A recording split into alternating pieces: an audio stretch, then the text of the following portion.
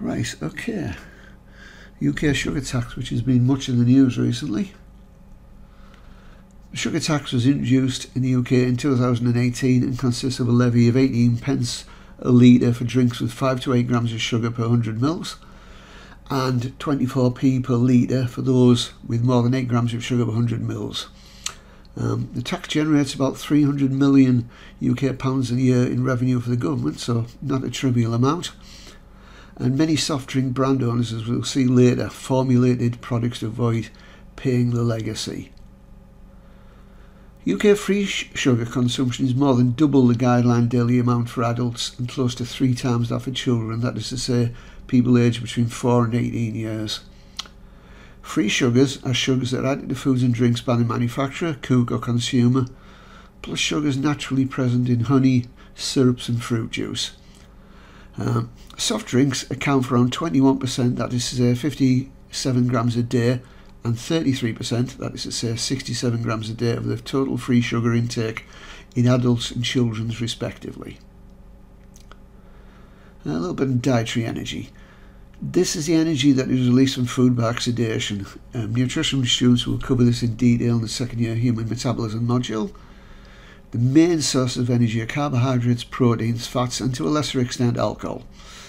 As of 2015, the average UK diet had a contribution of 10% of dietary energy from free sugar. So remember that number, 10%. Slight digression here. A key measure in all of our understanding of this is the energy density of food. That is to say the energy stored per unit mass. This is measured in calories or kilojoules per gram, which we discussed in an earlier part of this lecture. And the information is included on food labels. Fats have the highest energy density, that is because they are essentially anhydrous. Other food energy sources contain a lot of water, so reducing their overall energy density. I'd recommend you watch the 2 videos from the British Nutrition Foundation for more background on this. In 2015, the UK average diet had a contribution of 10% of dietary energy from free sugar, so remember that number. Actually not for very long. A report that year from the Scientific Advisory Committee on Nutrition, SACN, recommended that the average population intake of free sugar should not exceed 5% of total dietary energy, so we're currently about 20% of that. The second report is including the background reading if you're interested.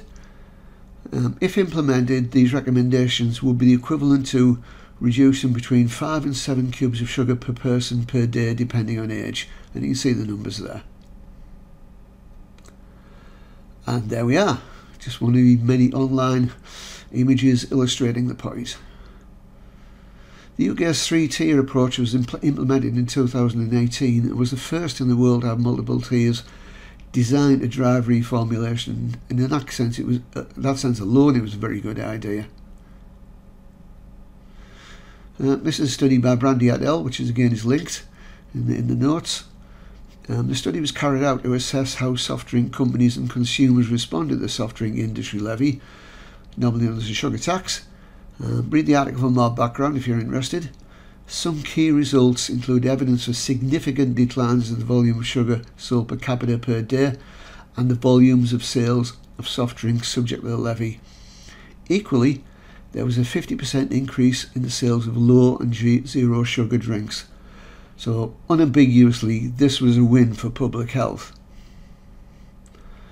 There was a decrease in the total volume of sugars for 8 of the top 10 companies, defined by their total contribution to total volume of sales of sugars. The largest soft drink company in terms of volume sales of sugars in all 4 years was Coca-Cola. Volume sales increased while the sugar content of products fell, leading to a 78% decrease in the total volume of sugars sold over time. Again, probably of considerable benefit to the company as well as being a public health win.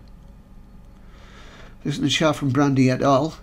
The sugar tax has proved very effective, with total volume sales of high and mid-sugar soft drinks included in the tax with sugar content greater than 5 grams per 100 ml fell from 31% in 2015 to 15% in 2018, equivalent to 106 mils per person per day, from 106 mils per person per day to 50 mils per person per day.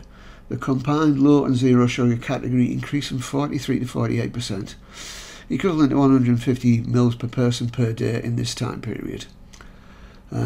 If you click on the image or the notes, there is a data visualization of these data through together.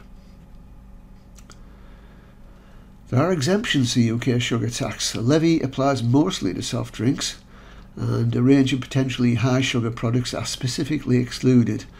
The non-inclusion of coffees is particularly controversial, and you link through the articles there on just how much sugar there is in things like frappuccinos, and it's a lot.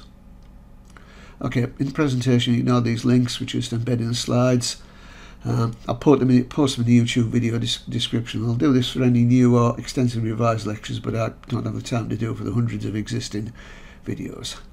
So that's all, folks. Thanks for listening.